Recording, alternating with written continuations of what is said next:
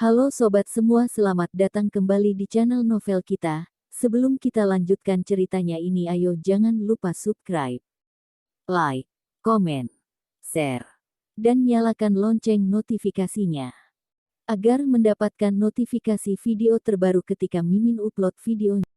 Falling for Mercaeo, bab 78. Aku ada di sini. Bella menangis dengan kuat, juga memukul dengan kuat. Dalam hati Lucia sangat marah, langsung menggunakan tenaga untuk mendorong Bella jatuh ke lantai. Bella, Cory bergegas maju ke depan untuk menggandeng dia berdiri. Lucia sudah berdiri, tapi rambut sangat berantakan, namun saat ini dia tidak memperdulikan apa-apa. Cory dengan marah berkata, "Nona Tong, apa yang kamu lakukan?" Bella dengan kuat menyeka air mata, lalu menunjuk Lucia, "Jika kakakku terjadi masalah, aku pasti tidak membiarkanmu." Dalam hati Lucia merasa lucu, langsung mengatakan, "Bella, jika bukan kamu, kakakmu." Dia tiba-tiba berhenti, dalam otak teringat kata permohonan Carson sebelum datang ke rumah sakit, ekspresinya menjadi dingin, akhirnya tidak mengatakan apa-apa. Bella tentu saja tidak tahu bahwa Lucia sudah tahu masalah pria itu ada hubungan dengannya. Saat ini melihat Lucia tidak bicara, dia semakin marah, dia mendorong Cory, lalu bergegas maju ke depan untuk memukul Lucia. Lucia secara naluriah memegang tangan Bella. Satu perawat mengeluarkan kepalanya dari dalam ruang operasi dan dengan suara dingin berkata, "Jika ingin bertengkar, maka di luar, di sini perlu tenang."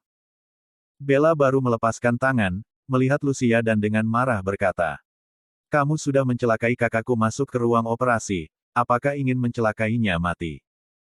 Kamu keluar." Lucia tidak sempat bicara, dari belakang terdengar suara marah. "Kamu bilang dia yang mencelakai Carson." Semua orang menolehkan kepala, melihat Sonny bergegas ke sini. Saat ini wajah paniknya ada ekspresi tidak senang. Di belakangnya diikuti sekretaris, dia tiba-tiba mendapat telepon ketika dia sedang membahas kerja sama di luar, jadi tidak sempat ke perusahaan, malah buru-buru ke sini. Bella seolah-olah melihat orang yang bisa diandalkannya, jadi maju ke depan menarik lengan baju Sonny dan berkata, "Ayah, dia adalah Lucia. Aku menyuruhnya keluar, tapi dia bersikeras berada di sini." Setelah Sonny mendengar ini, langsung emosi dan berkata pada orang di samping, "Sekretaris Wu, usir dia keluar." Sekretaris Wu tanggapi, dengan kuat menarik lengan Lucia dan ingin menarik dia pergi. Lucia sedang melawan, tapi tenaga pria sangat besar. Dia hanya bisa katakan, Gavin sedang di dalam mendonorkan darah." Ekspresi Cory langsung berubah. Setelah Bella mendengar nama Gavin, dalam hati lebih marah dan dengan kejam berkata, "Sekretaris Wu, bergegas mengusir wanita ini dari sini." Tenaga Lucia tidak bisa mengalahkan Sekretaris Wu, juga tidak ingin berteriak di rumah sakit ini, hanya bisa melihat ruang operasi semakin jauh. Cory menolehkan kepala melihat ruang operasi, tatapan semakin khawatir, dalam hati Bella sangat marah, dia bergegas mengetuk pintu. Dengan cepat perawat keluar dengan mengerutkan dahi dan berkata, "Bising apa?"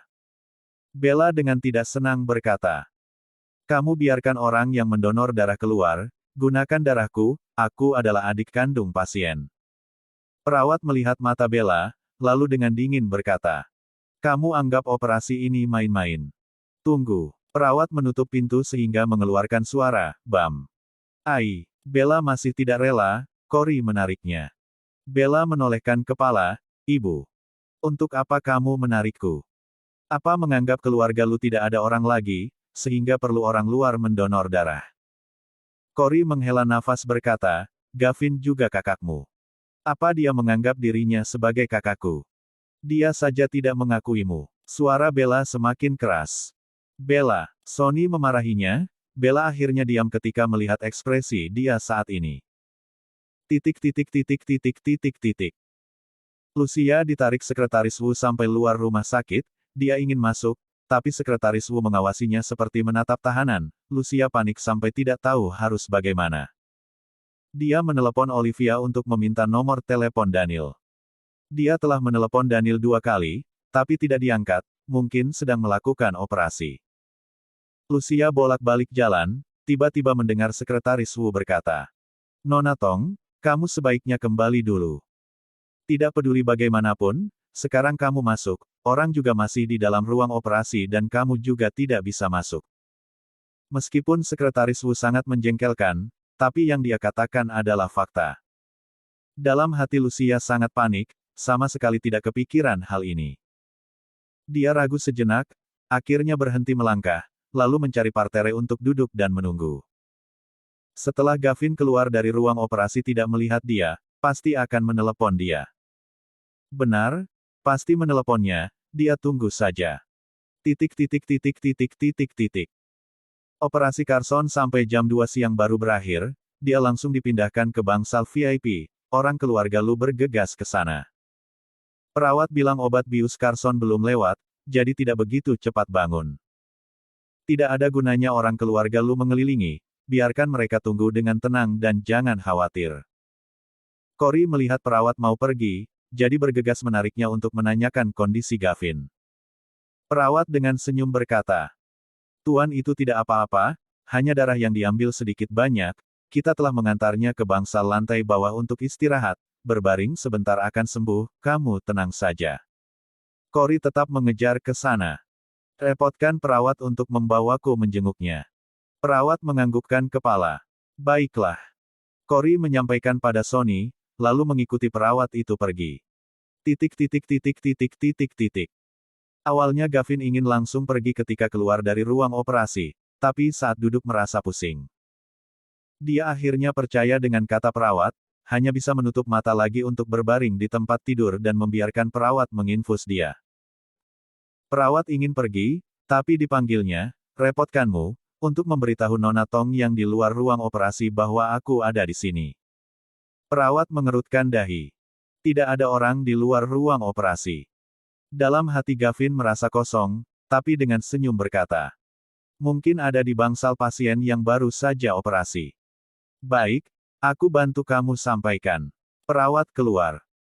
Suara langkah kaki semakin jauh, Gavin merasa dada menahan satu nafas, dia mengangkat tangan untuk memukul, memaksa diri sendiri menghela nafas ini, juga memberitahu dirinya bukan masalah besar.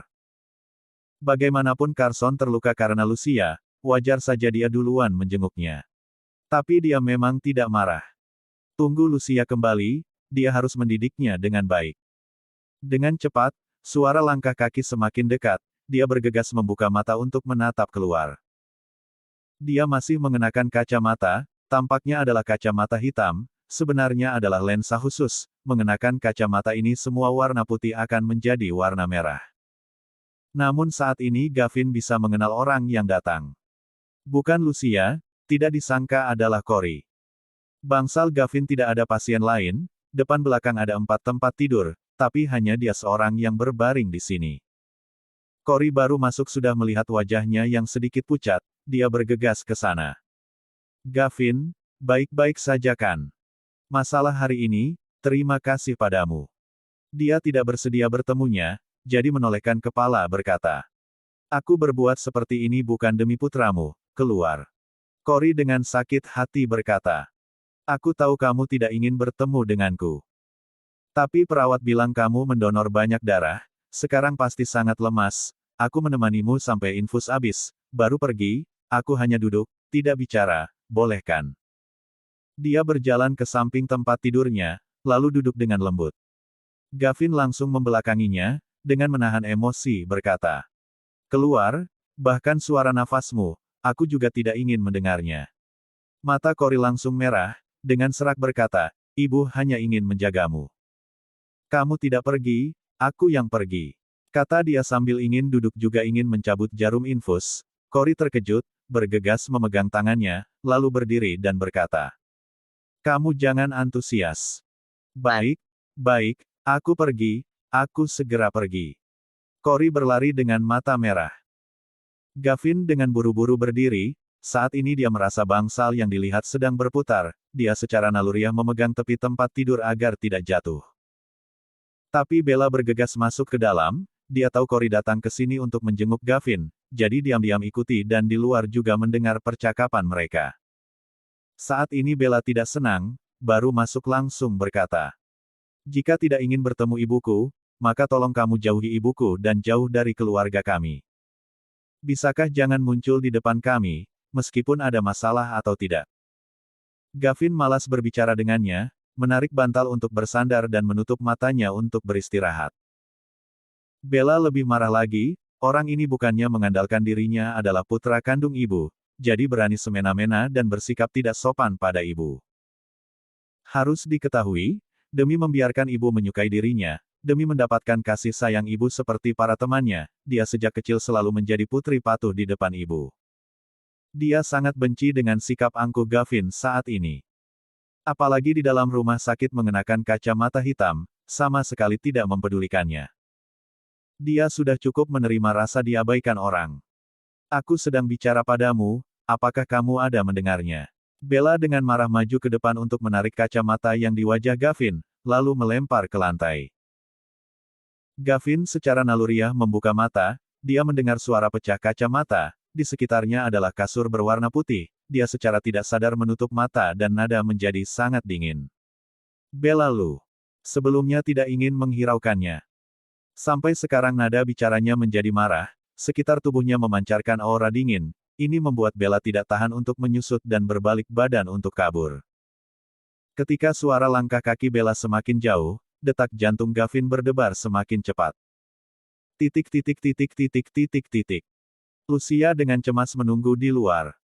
Akhirnya dia mendengar sekretaris Wu mengangkat telepon dari Sony, lalu tahu operasi berakhir dengan lancar, dia akhirnya menghela nafas lega dan ingin masuk ke dalam.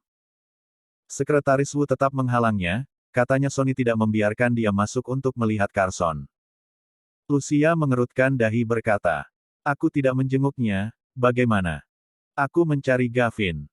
Sekretaris Wu menariknya, CEO Lu sudah katakan, tidak boleh membiarkan kamu masuk. Dalam hati Lucia ada emosi, berencana menelepon Gavin, tapi Gavin duluan meneleponnya. Dia bergegas mengangkat, "Bagaimana? Baik-baik saja kan?" Suara telepon Gavin dari sana terdengar sedikit aneh, seolah-olah sengaja menahan sesuatu, dia berkata. "Lucia, aku ada di bangsal 412, kacamataku rusak, kamu datanglah ke sini." Setelah dia menutup telepon, ekspresi langsung berubah, mengapa Gavin ada di dalam bangsal? Kenapa kaca matanya bisa rusak? Namun sekarang dia tidak sempat menanyakan hal ini, dia harus masuk. Tapi sekretaris Wu seperti pengikut, menjaganya sehingga dia tidak bisa masuk, Lucia panik sampai memukulnya, tetapi tangannya dipegangnya. Dia melihat Lucia seperti melihat wanita yang tidak tahu malu dan dari orang biasa ingin menjadi orang kaya. Sekeluarga CEO Lu tidak suka padamu, untuk apa Nona Tong berbuat seperti ini? Kamu omong kosong. Lepaskan. Lucia bersiap untuk meminta tolong, saat menolehkan kepala sudah melihat sosok familiar yang lewat di depannya. Dia menatap, baru bisa melihat jelas. Dr. Yu. Lucia seperti melihat barang yang bisa menyelamatkan nyawanya, jadi dengan keras memanggilnya, Elvina Yu. Bersambung. Titik.